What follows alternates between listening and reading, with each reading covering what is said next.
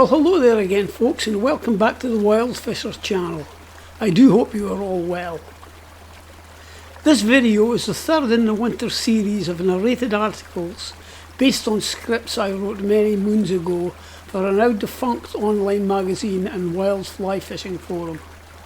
Of course, the era of forums, or should that be fora, on all subjects has passed, and it has been replaced by social media and YouTube. The few that remain are hanging on by their fingernails and will inevitably die, but that's just evolution in action. All things must pass. The positive side is it allows people to carry on with the newer creative platforms like YouTube and explore new possibilities. This is much better. So, as I have already said, this is the third in the series of narrated articles, and I'll add the usual disclaimer that they contain little or no actual moving video, as these events took place before shooting personal video was possible for most people. Hopefully I'll have enough material to carry on with these articles monthly over the winter. The biggest problem is getting enough usable images together to make a worthwhile video. The quality is just not there in many of them. To give you an example, today I was checking out an old script entitled Lonely Loch. It features a wild camping and fishing trip I made to a remote loch with my youngest son. That was 22 years ago. The digital camera I used was a very early model and produced images with the massive 640 by 480 resolution. They are not great photos. The resolution of 4K video is 3840 by 2160. You see the problem? Making this style of video is also much more time consuming than shooting with a GoPro. Scripts have to be written, corrected, then recorded as a voiceover. Images collected, processed, cropped and resized. The whole thing put together and synchronized. I reckon it takes me at least 4 times as long as the GoPro videos. Now don't get me wrong, I'm not complaining. I'm happy enough to do this, but realistically one each month is probably enough. By the way, I use the term GoPro in the generic sense. I packed up using GoPros because of serious reliability issues. I use a DJI Osmo Action 4 now. Anyway, so far so good. These scripted videos have gone down well with most watchers, and as long as the feedback remains positive and the views are reasonable, I'll keep making them. Right, it's time to visit the headwaters of this river I know. I won't say which river it is, but I'm sure many of you will be able to work it out for yourselves. If you do, please keep it to yourselves. In actual fact, it's really quite irrelevant where it is. That's not the point of the article.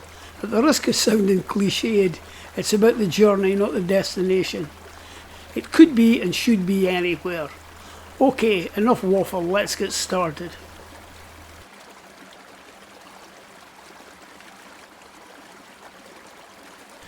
Actually, before we start, let me make it clear that all of the images used in this video were shot and processed by myself, but not all of them are from the same location or at the same time of year. They are, however, all relevant headwaters locations that I have fished or visited, and just to make it more interesting, I'm not going to identify them or say which is which. See if you can guess. The main thing is for you to enjoy the story and the images. In the previous 2 videos of this style I've mentioned locations by name. This time I won't do that.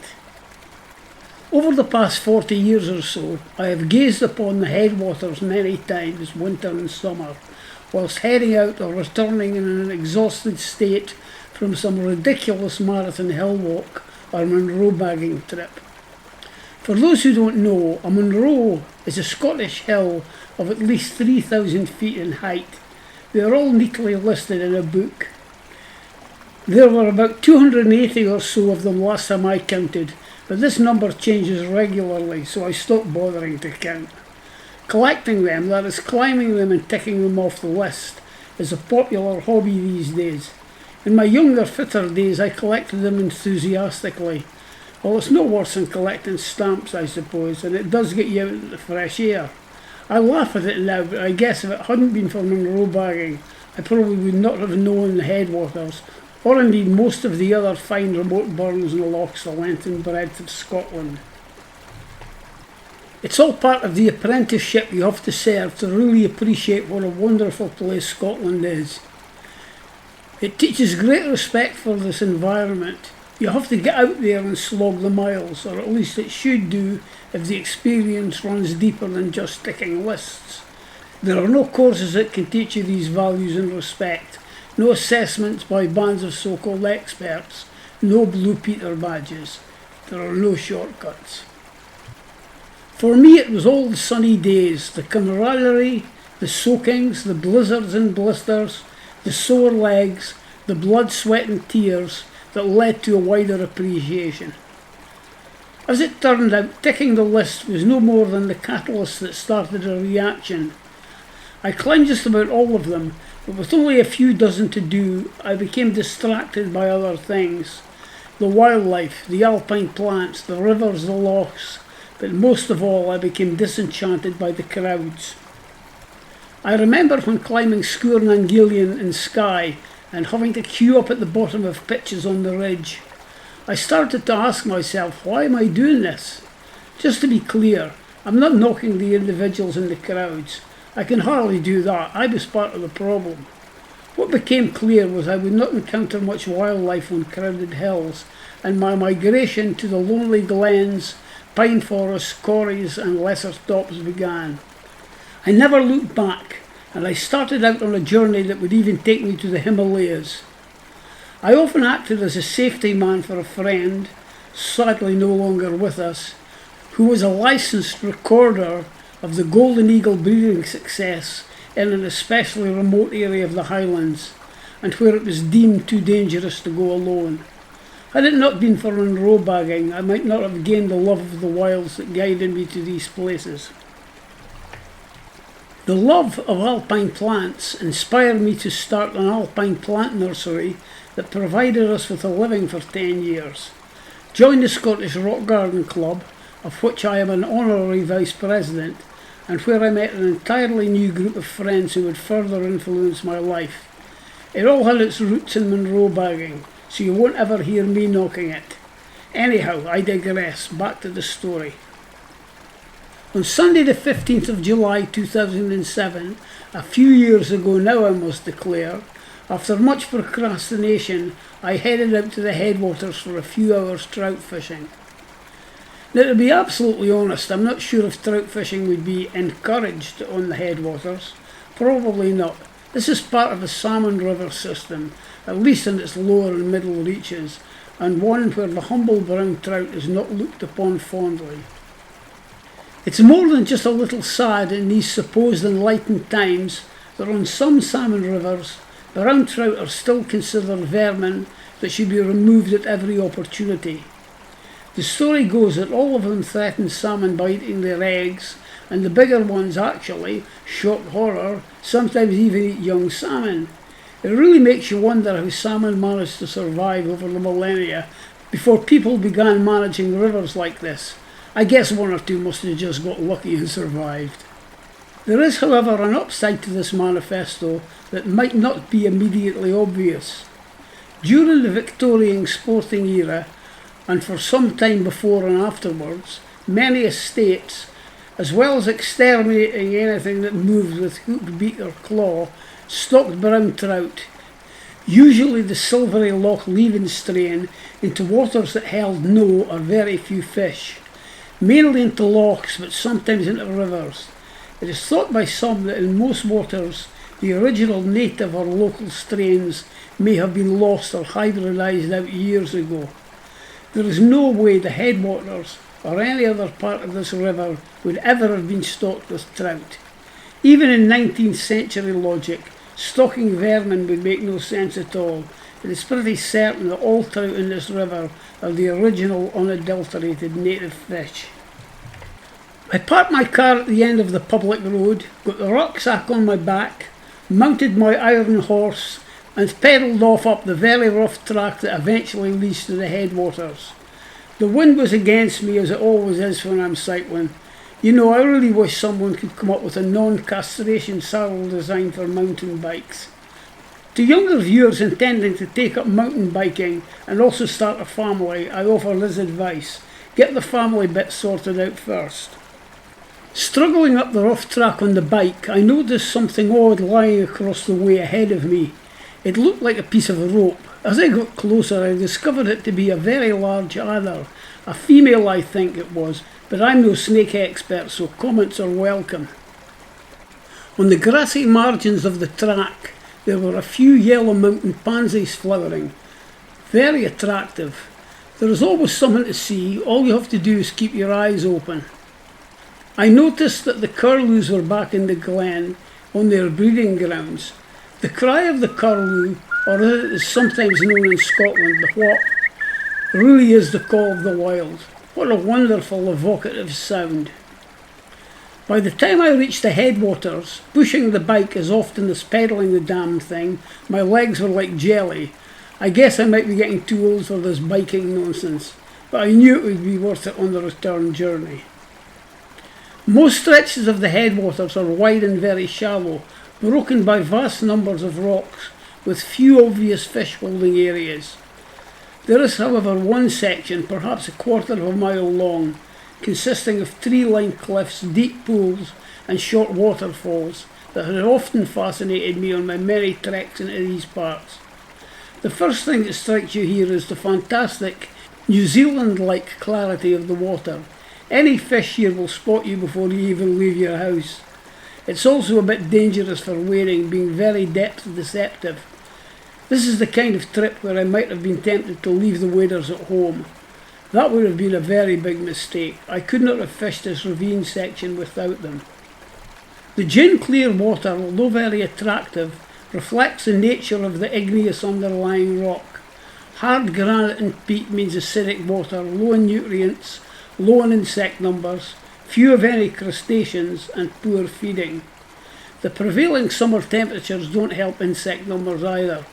Apart from biting midges, of course, they seem to thrive anywhere. In some countries, headwaters have a reputation for holding small numbers of very big fish. Here I was under no illusions. While I was sure there would be plenty of fish, I was not expecting them to be big at all. I rigged up a 9-foot fly rod with a floating line, a long leader and 2 dry flies. These changed throughout the day, but basically they were deer hair, sedge or elk hair caddis style flies, claret, black, silver bodies, etc. Sometimes I used a big stimulator fly on the tail as a marker in the rough water. It was slow to start with, but I caught plenty of fish. No glass case stuff. The best barely 9 inches. Beautiful real wild trout.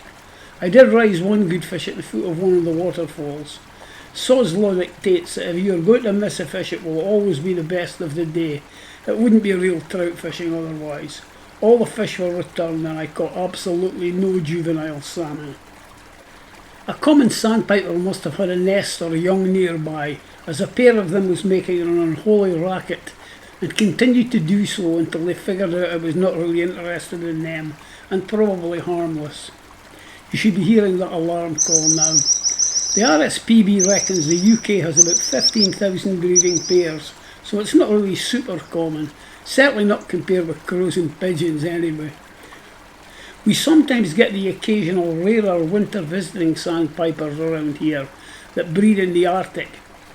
Green sandpipers, purple sandpipers, wood sandpipers, etc. Oddly enough, they are not very green or purple and certainly not made of wood. I also fished the broken water above the ravines for a few hundred yards or so, picking up small fish from the pockets in the rough shallow water between the rocks. I was getting some puzzled looks from passing hill walkers. I guess it's not every day they come across some idiot standing in a river in the middle of nowhere, waving a stick about, wearing chest-high waders, a floppy wide-brimmed hat, Polaroids and a queer-looking bulging waistcoat with no arms. The warm rocks were attracting a few colourful butterflies. Now I'm no lepidopterist, but they looked like peacock butterflies in common blues and were very attractive. A few metallic blue damselflies added to the general interest and colour of the afternoon. I was surprised to find a few clumps of yellow mountain saxifrage, Saxifragozoides, beside a tiny stream coming down from the hill. This plant is not usually found on igneous acidic rock like granite, so there must be base-rich rock somewhere along the course of that stream. Yes, there is far more to a day's fishing than just catching fish, just as well really when you consider the tiddlers I caught in the headwaters. Meadow pipits were singing from their perches in the heather, no doubt at a safe distance from their carefully concealed nests. A family of 8 goosanders drifted past, a mother plus 7 youngsters, all great to see. The females are fairly drab or red-brown heads, while the males are real dandies, with striking bold black and white plumage and a bottle green head. An incubating woodcock exploded at my feet, revealing a nest with 4 mottled eggs. It nearly gave me a heart attack. If it had just sat tight, I would not have even known it was there at all. It's the first one I'd ever seen. The sun was warm, the peace and tranquility restoring. The space was mine for the day. On returning to the ravine, I found I had been joined on the far bank by a large picnicking family, complete with a swimming dog, who like me had biked up the many miles from the public road. Fair enough, they were pleasant folk, and some things are far more important than fishing, like families getting out and about together. Good for them. They have as much right as anyone else to enjoy the great outdoors. Finding a quiet corner looking out towards the high hills, I sat down, relaxed in the heather, took in the atmosphere and contemplated my reasons for being there at all. It certainly wasn't about catching fish. That's only one small piece of a large mosaic. While having lunch, I spied an eagle wheeling above the far ridge. Folks reckon they see lots of eagles in the hills, and then one day they really see an eagle and realise that all the other eagles they have seen were actually buzzards. I dozed off for an hour in the warm sun. I had nodded off for an hour or so, and when I awoke it was time to leave. I had fished for about 3 hours altogether, and that was just about enough. In contrast to the outward trudge, the return journey down the rough track to the public road was exhilarating. Freewheeling most of the way, it took me about 15 minutes. Most of my days fishing on rivers are solitary affairs, and none more so than my day on the headwaters. There were no trophy fish, but the wild Scottish Highlands, the flora and fauna, the clear cold water, and the beautiful small wild trout together created an experience that could not have been bettered. The sleep was pretty good too. I know some people who would be aghast at this kind of laid-back, even lazy behaviour when fishing. There are anglers who won't even stop for a sandwich. To them, catching fish, lots of fish, and making sure everybody knows about it is the be-all and end-all. It all depends on how you're wired and what you're looking for, I suppose. Some strive for respect with long impressive casting skills, stories of big fish or big catches. Others feel that matching their skills against like-minded competitors will bring them kudos. That's all just list ticking in another form. Just as my own days of ticking off Monroes were replaced by a wider appreciation of things around me, my fishing priorities have changed too. I don't tick lists these days. It's strange how mellowness creeps up on you and you don't even notice it. So that was my day on the headwaters. Only a few small trout caught and returned, but it was exactly how I thought it would be before I set out. It was memorable for many reasons, fishing being only a very small part of it. So if you stuck with me this far, then thank you very much for watching. I'm not sure if I'll produce more of this style of video. They are really just closed season fillers, I suppose. Let's see how popular this one is. Either way, I hope you've enjoyed it, and I hope to see you in the next video whenever that may be. Bye for now.